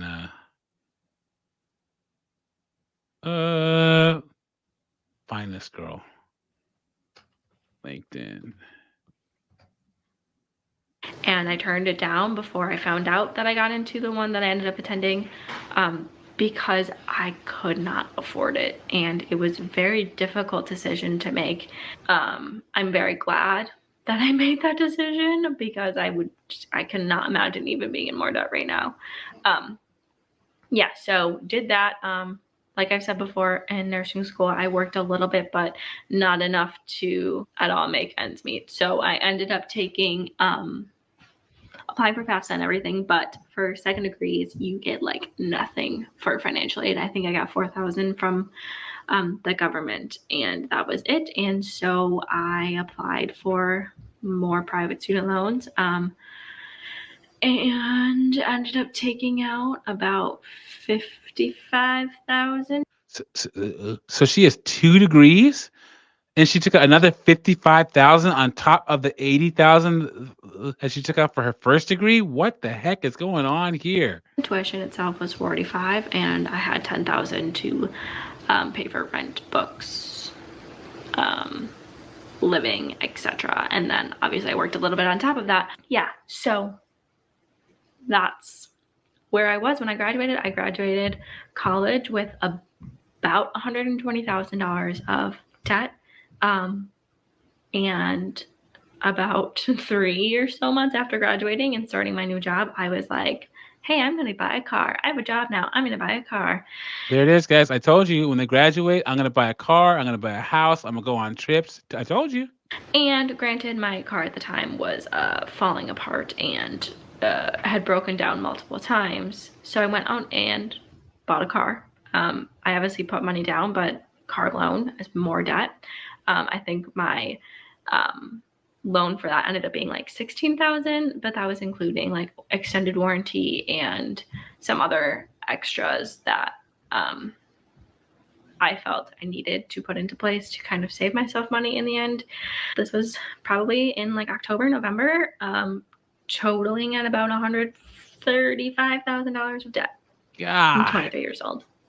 23 years old, $135,000 in debt. Jesus H. Christ. Oh my God. That's a lot of debt. So in January, I kind of like was like, okay, I had my first student loan payment. I ended up refinancing all of my financial aid, like private student loans, FAFSA, just because I had like literally, I think I was dealing with 4 or 5 different lending companies and like figuring out how much to pay for each, and it just felt overwhelming. So I ended up just refinancing through one company. And then I had a separate little $4,000 loan that the payments aren't due until April on. So I ended up just keeping that separate because I was like, I'm just going to pay that off, plan to pay it off ASAP, and then just refinance everything else. So I ended up refinancing for about $114,000 ish. And then, so I had my basically 3 loans.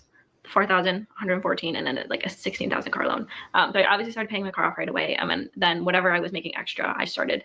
Okay, so let me see what her student loan payment calculator. So one.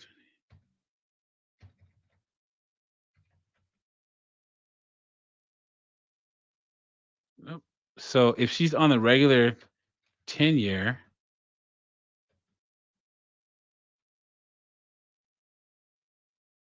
her payment would be, so she probably did the 30 years. So let's just do that. Calculate. Her payments will be $782 a month, you guys. Yikes. Putting towards my student loans, but it wasn't like a ton. It was just like whatever until my payments actually started in January. And yeah, so my payments for that started in January, and my first payment and all my payments are $1,226.50. Wait. wait. Hold up a second. Hold up. Right away. And then whatever I was making extra, I started putting towards my student loans, but it wasn't like a ton. It was just like whatever until my payments actually started in January. And yes, my payments for that started in January, and my first payment and all my payments are $1,226.50. And $1,226.50, you guys. Insanity. Absolute insanity. Oh. Jesus H. Christ. My car payment is about $300. It's like just shy of $300. So for $1,500 a month on her car and her student loans. Paying about $1,500 a month in loans. And then January, I actually got paid 3 times. So I get paid every other week, and January had 3 Fridays, and I got paid all 3 Fridays. So what I did is I was like, okay, I have this extra money. What should I do with it? Like, do I put it into savings? Do I put it into debt? Like, how do I pay my debt off? And that's how I found Dave Ramsey. I had heard of him before and was always like, whatever. And then I started looking into him and watching his YouTube videos and watching his calls and all that stuff. And I was like, okay, I can get down with this. I want to be debt free as soon as I can. And I have been living on $10,000, $15,000 for a year for the past 5 years. Like, why not just continue? Like, I know I have a big girl job and like I make good money, but it's like, why it doesn't feel like it counts towards anything if I have all this other debt lingering behind me, if that makes sense. So I used to watch Dave Ramsey a lot, but I don't know, man. Dave Ramsey and that other guy be simping way too much, man. You know, they're they do that freaking trad con garbage, man. I can't even watch Dave Ramsey anymore. I used that extra paycheck and ended up paying like about $1,000 towards that $4,000 loan that I had just hanging out there that hadn't started accruing any interest yet and didn't have any payments due on it yet. And then okay, so let's get to some good news here, because look this, guys. Look at this. She actually paid off her debt. Hi guys. So today is August 5th, 2023, and we are officially paying off my student loan. The current balance is $746 because my other monthly payment just came out, and this is the remaining amount. So I have gathered our important people here. All right. Wait. Slow down. Did you notice that she said we are paying off my student loans? Bro, of course. Oh yeah. That's how it always works. Yeah. Of course, man. Of course. And what does he get out of helping her pay off her student loan? Because most of the time, it's the woman that has a student loan debt. Guys, don't help a woman pay off her student loan debt. Don't do it. There's one girl I work with, and her husband manages the finances, but he literally said, like, look, you need to pay off your own student loan debt out of your income. And she even told me, she's like, hey, the only reason why we have money in like retirement and 401k and stocks and stuff is because of my husband. If it were up to me, I spend all of it, which is why he takes care of all the money. She literally said that right to my face. I was like, okay. Yep.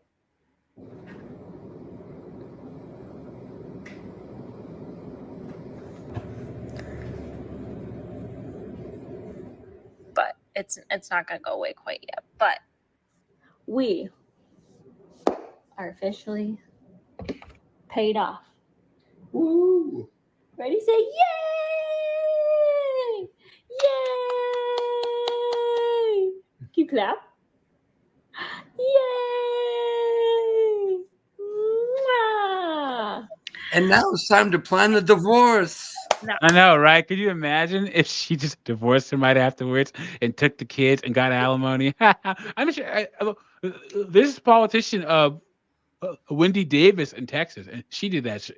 She married this older rich guy Mm-hmm. who paid off her law school student loans, and like 2 months after her law school loans got paid off, she divorced him. Yeah. Yeah. Yep. It was like almost a month ago. Pardon my It's still there. Look at that.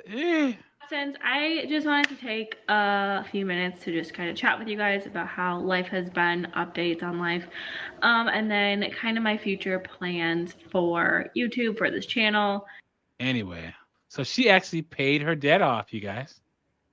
So let me give her her and her husband paid their debt off. So let me give her husband a round of applause.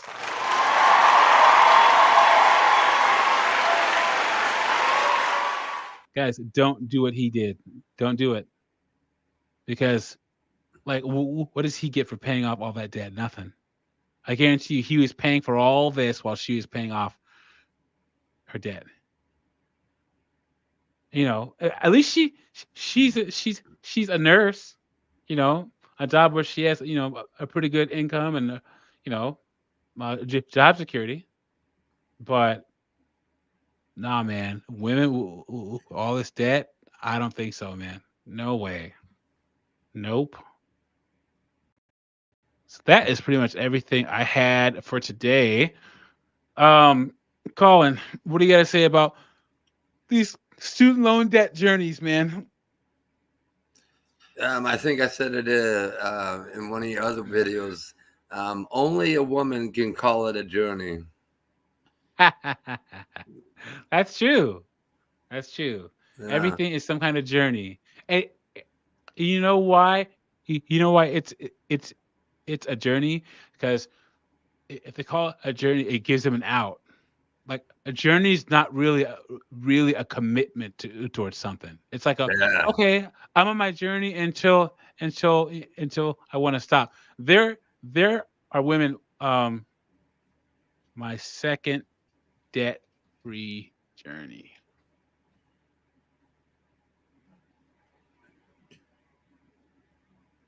Hey guys, welcome back to Freckle Face Finance, where we discuss personal finances open and honestly so that you can live the life that you deserve.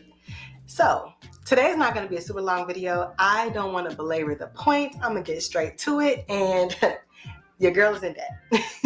So I have been going back and forth on whether or not I was going to put this video out, but I feel like she's going to give finance advice, and she got out of debt, and now she's back in debt again. Sounds about right. I already put y'all in so much of my business already that, why not just sprinkle a little bit more on there? So if you guys are new to my channel, I'm a personal finance channel, and I feel like a lot of the personal finance people, or at least in this space, always talk about the good things and they never really talk about the not so great things, right? And like the room for improvement within this personal finance space. So I'm gonna just go ahead and just put it on out there that, everything is not always perfect and that there's mistakes and we can definitely learn from those. And I might as well learn from my mistakes with you guys so that I can hopefully help you steer away from making the same mistakes that I did. So without further ado, if you guys will be interested in how I got back in debt, how you can hopefully not make the same mistakes that I did and get on the path to paying off your debt if you're in debt, then go ahead and keep on watching. Okay, first things first, let's talk about the good. So if you're new to my channel, back in 2021, I was actually debt free. So I paid. Okay, so she's gonna actually get into it. So let me put it at regular speed. So in 2021, she paid off all of her debt. All of my debt, with the exception of my house, of course. But I had no credit card debt, I had no student loan debt, no car debt. I had absolutely no debt and just only had investments. So I consider my house as an investment and not necessarily a debt. So in 2 years, one of the mistakes that I've made that has gotten me back in debt is that I know you guys have heard of lifestyle creep. I am not a lifestyle creeper. I don't be creeping on nothing. Lifestyle creep. Look, what? Hold on. Let me check. What? Have you ever heard of that before? I haven't. Lifestyle creep. Yeah, this is what you said earlier about these women. Once they get their degrees, the first thing they do is, oh, now I got to go out and buy a Mercedes or a BMW. Oh, now I got to move into a bigger condo. This is actually one thing. Yeah, it is. Yeah. You're right. The cost of your lifestyle can creep up on you like mold festering in your refrigerator. You don't notice it until one day, bam, the impact is clear and it's not pleasant. Yeah, this Yeah. is actually if you ever watch a lot of the Dave Ramsey podcasts, a lot of the callers into the show, this is exactly their problem is you get somebody who, is used to making 45 grand a year, and let's say they got everything in good order and they're not racking up debt. And then all of a sudden, one day they get a job that's making them, 60 or 65. And even though they've already been good and not doing anything stupid, suddenly, subconsciously, they start buying more and more expensive, usually luxury products. And then that's how they end up back in debt again. So. Yikes. That sounds like the average woman to me. That's what it sounds like to me, man. Come on now. I'm so corny. But anyways, I did not participate in lifestyle creep. I've never been interested in keeping up with the Joneses. I don't drive a fancy car. I don't have any fancy clothes. I don't wear jewelry. Like, I just pretty much am a very simple but not basic, type of person. So I never was like, trying to. No ring on her finger, of course not, because she's a B-dub. Keep up and put on this fake facade. So that is not what got me. What got me is that I continue to live my life how I've always lived it. When things start to get more expensive, I did not adjust my budget. And that was the number one mistake that I did. That in this time frame, when everything around me was getting more expensive, and although I wasn't buying more things, I still bought the things that I was already purchasing and then just did not update my budget to account for how expensive everything else was getting. So, for example, my water bill went up, my electric bill went up, house insurance, car insurance, like everything was going up. And so I was just, paying those bills in full. And I was still making sure that I was contributing the same amount to my savings and investments. Dante's Inferno Purgatory. on the 12th day, on the 12th debt-free journey, the debtors gave to her 11% interest, 10 baby daddies, 9 children crying, 8 bills of piling. That's awesome. And Whiteout, yeah, you know what? At least she caught it now, and she's actually acknowledging it. That's how low the bar is. Investment accounts. So it was very important to me to not decrease my savings and investments, although everything else was increasing and I didn't have pretty much my money wasn't going as far as it used to. And so I was still spending on the same amount of things that I was, but they were just costing significantly more money. So that was number one, is that I did not readjust my budget. Looking back in hindsight, if I can go back, I probably should have, and no one is going to tell you this, but I'm going to tell you this. I probably should have started to contribute less to my retirement investment accounts and savings accounts, because there really wasn't any more money that, like, I couldn't decrease my standard of living because I really wasn't doing anything, right? Like, Wait, yeah, did you hear that? Yeah. I really couldn't decrease my standard of living. Right. This notion that, oh, well, I had to cut back on how much I put into savings. Yeah, I got a radical, bear with me here, guys. Bear with me. I got a radical idea. How about she eats just a little bit less food? I know, eat a little less. Jesus H. Christ. Get a gym membership. How about that? Yikes. Make my mortgage go down. I can't make my water bill go down, my electric bill. Like that stuff, like I just be doing the bare necessities. So the only place that I really had on my budget to decrease would have been my retirement investments and savings account. And at the time, I just refused. Like I really prided myself on being able to contribute so much to those accounts that I didn't want to change that number. And that really, caused me to go in debt. So that was mistake number one that I definitely learned from. And, you live and you learn. So mistake number two is that I just had some bad investments. Is there such thing as a bad investment? I feel like when you invest in things, sometimes the investments go good, sometimes they don't, right? And I think as long as you learn from them, it's not really I think you can make poor decisions. But I feel like I was making very educated and understanding my risk when I made investments, and they just did not turn out. At least she's honest. Some people do make investments. In fact, that's how a lot of celebrities go broke. Well, like people that aren't truly rich, but above average, is because the friends like, hey, yeah, make this investment with me or help me start my business. Let's buy this property, and then like it doesn't work out. And hey, you know what?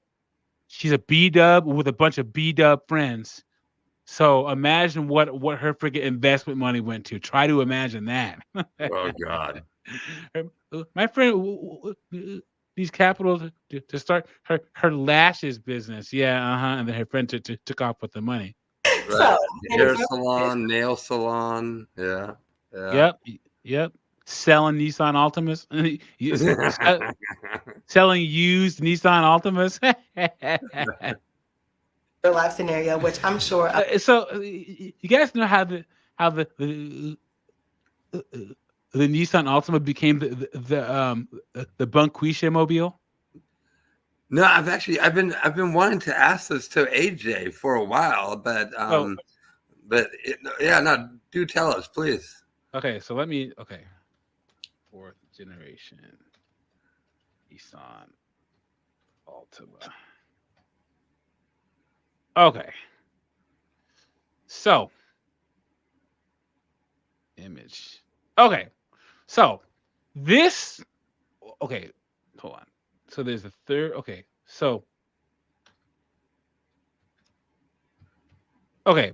this was the first generation of Nissan Altima. It was like a Honda Civic, like wannabe. It didn't really make much of a splash, right? Yeah. Then you have the second generation. Second generation Nissan Altima. Didn't really make much of a splash either. Yeah. But the third changed the game. Like this thing just blew up all over the place. I had one of these. No, wait. No. I had the fourth generation. Let me see. Yeah, I had the fourth generation. Yeah, this thing blew up. One of the best cars ever, right? But then after this, the fifth generation, it just became bland. And so what happened was Nissan kept producing a bunch of these Altimas where they had a bunch of extra stock. So they made more than the Nissan dealer networks could handle, and more than fleet. Yeah. So they started selling them to JD Buyriders and CarMax and all these places that would let you get a new car with no credit. Because most of those places have used cars, but they were they were selling new 5th generation Nissan Altimas to all the sketchy credit card places. So that's why so many black women got their hands on brand new Altimas. That's how the Nissan Altima became the Keisha Mobile. It was the 5th generation Altima, which is So what are some of there's CarMax, a JD Byrider, Drive Time. What are some other ones? No credit car dealers. The United States. Yeah, Credit King, Drive Time. Oh yeah, man. Brand new Nissan Altimas for Keisha and her 2 kids. So that's what happened. A lot of y'all got caught up into as well is that I had all of my student loans paid off. So when Biden said that he was working towards, helping us repay our student loans and blah, blah, blah, blah, I requested a refund, and I'm sure a lot of y'all did as well. What? You can do that? What the heck? Did you guys hear that? Hold up a second. Biden said that he was working towards, helping us repay our student loans and blah, blah, blah, blah. I requested a refund, and I'm sure a lot of y'all did as well. And, look. Oh my goodness. Hopefully it's just how much she requested a refund for. Yikes. Looking back on hindsight, I probably shouldn't have done that, but I really looked at that as an opportunity to have expendable money so that I can make investments, okay? And y'all, those investments just did not turn out the way that I would have hoped. And then on top of that, the student loans didn't get forgiven. So I mean, it was typical woman, typical B-dub garbage right there, guys. And I wonder if she requested all of her student loans that she paid off back. Oh my! Have you guys ever heard of that? Did you know that you can do that? What? Like, I'm confused. Like, I don't get it. Like, what do you mean a refund on your what? Let me see. Refund request student loans.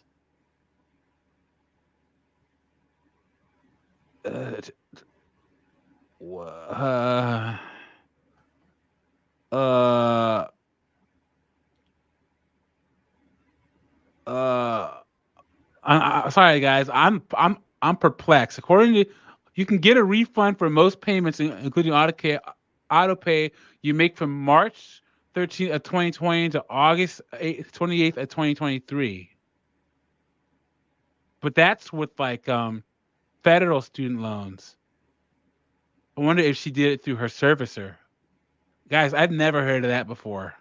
That is crazy. What? Just a bad, financial investment on my part, but I learned from it.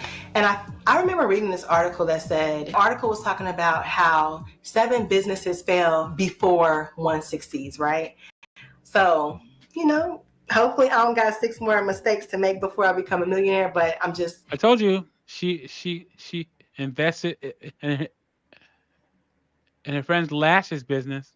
Putting it out there that I did make some less than profitable, maybe not less than profitable, we're just gonna say very not profitable investment decisions that did not turn out in my favor. And she has a finance YouTube channel, and she did all this garbage. This is crazy, guys.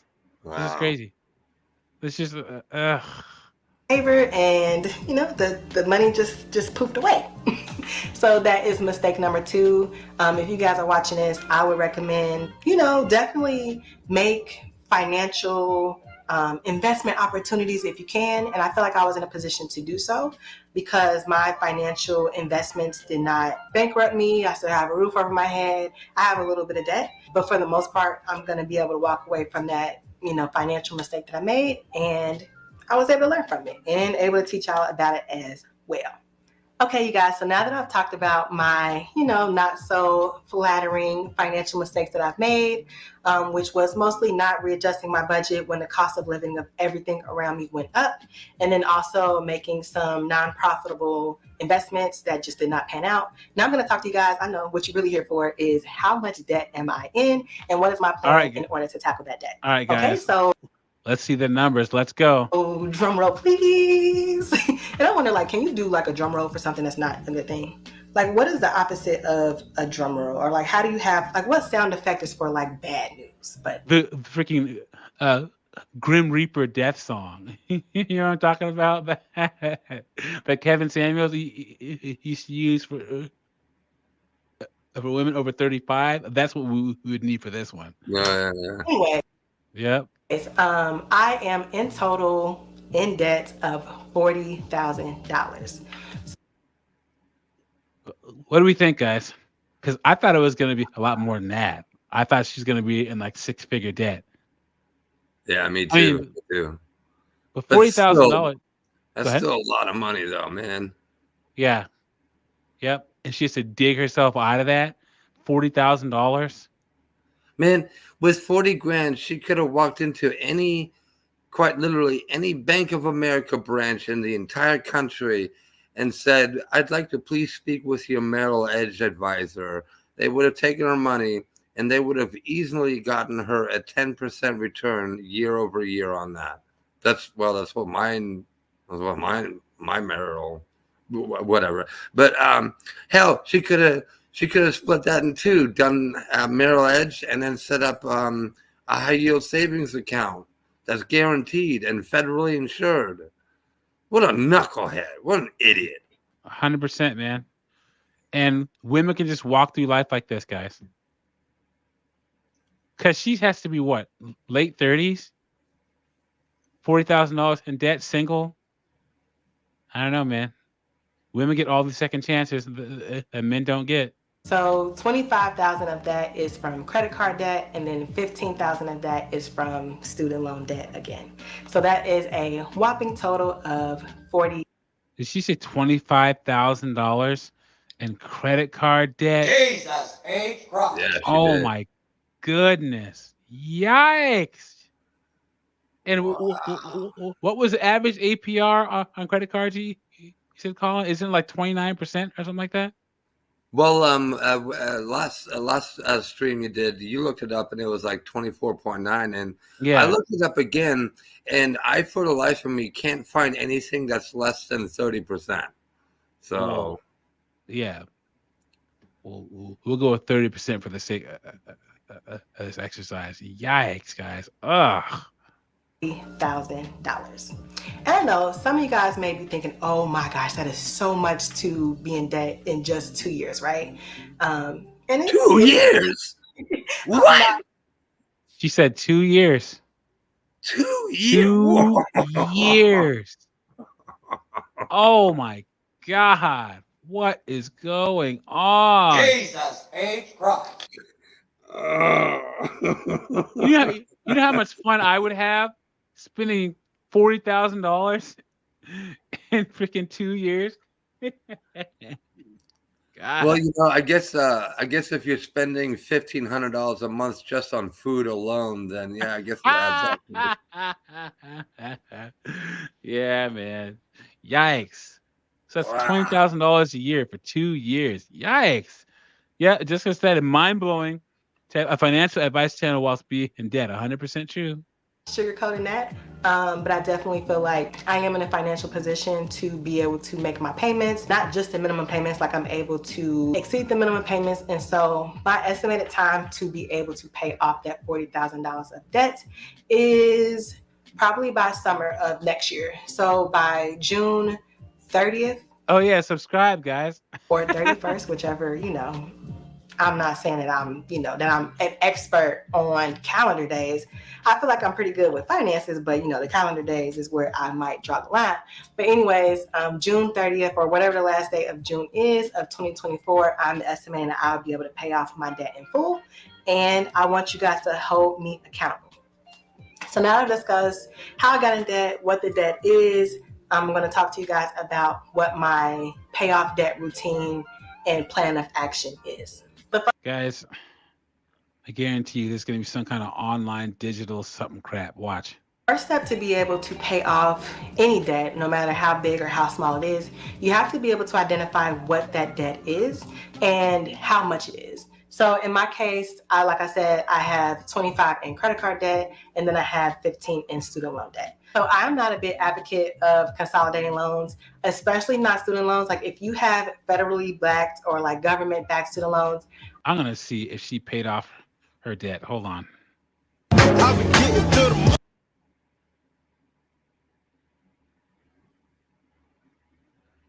8 days ago, your mental health is keeping you broke. February mindset. Budget reset. Did she? I can't afford gifts this year.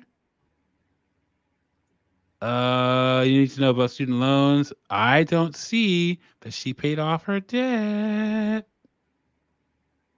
I don't see it. Let's just preview this one real quick. Hey guys, welcome back to Freckle Face Finance, where we discuss personal finances open honestly so that you can live the life that you deserve. So as you can see, this is a very different video than what I'm typically putting out. I'm just out running errands, and I stopped real quick because, I wanted to go get some food or whatever, but they didn't have my porridge. But anyways, it was just on my heart to make this video. And so I was like, you know what? I got my camera with me. I'm going to just film it now, right? There's no reason for me to wait to get home and do my whole setup. I'm going to just film it now. And I just want to say, for whoever needs to hear this, which is, it might be you.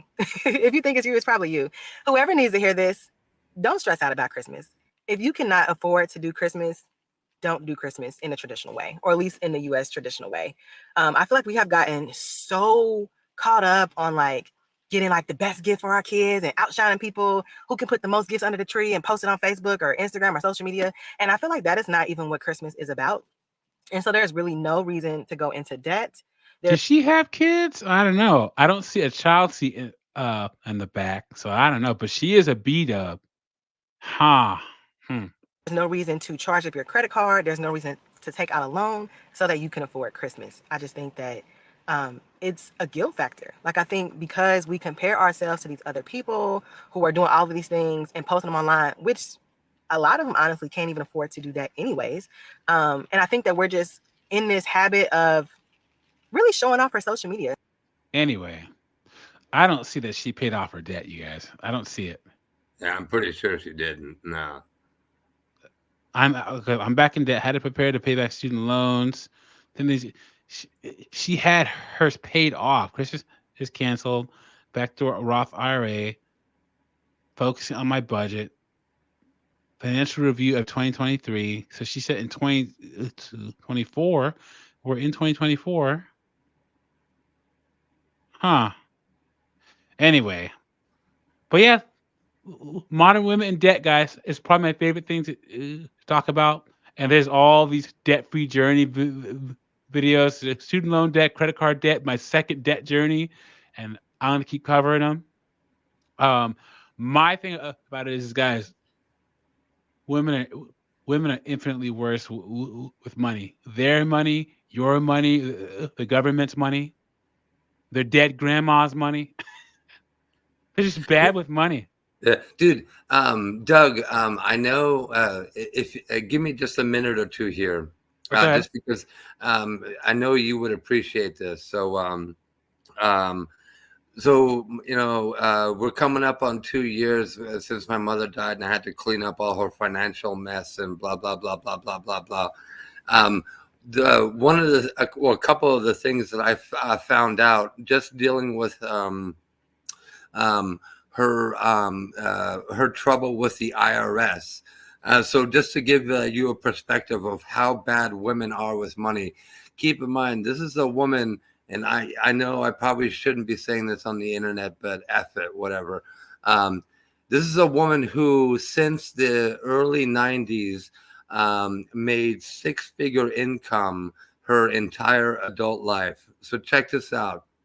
Back in the early 90s, when I was still a kid, she managed to take a slightly over $1,300 debt to the IRS. And within 2 years, by the time all the penalties and fees and all the interest and everything was said and done, she managed to turn that into almost $24,000.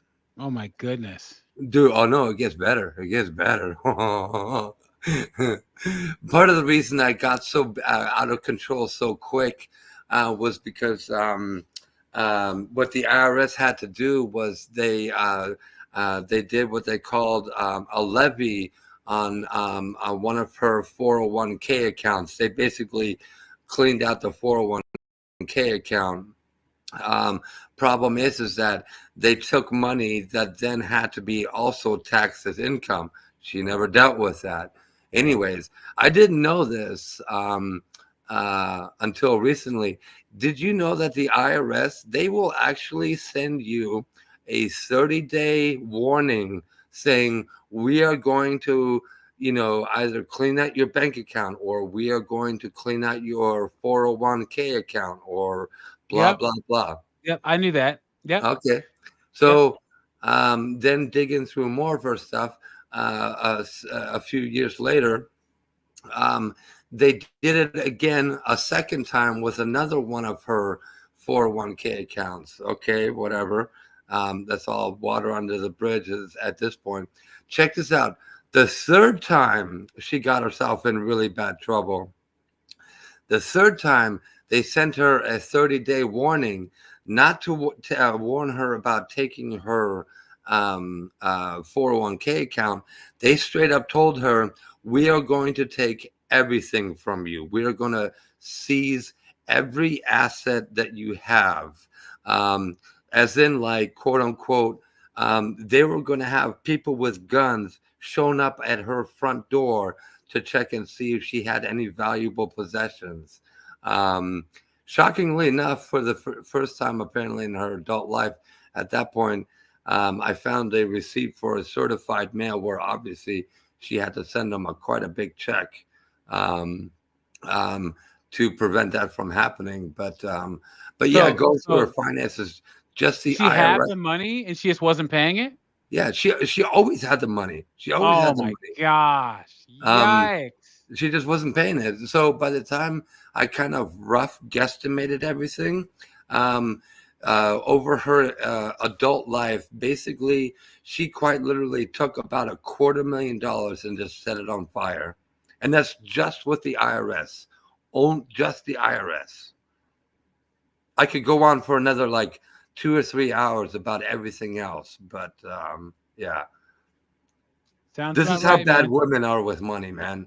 Yeah, this is how bad women, seriously, after dealing with all her crap, I've reached a point now where I'm convinced where, dude, women should not be allowed to have anything more than maybe a $1,000 prepaid debit card. That's it, dude.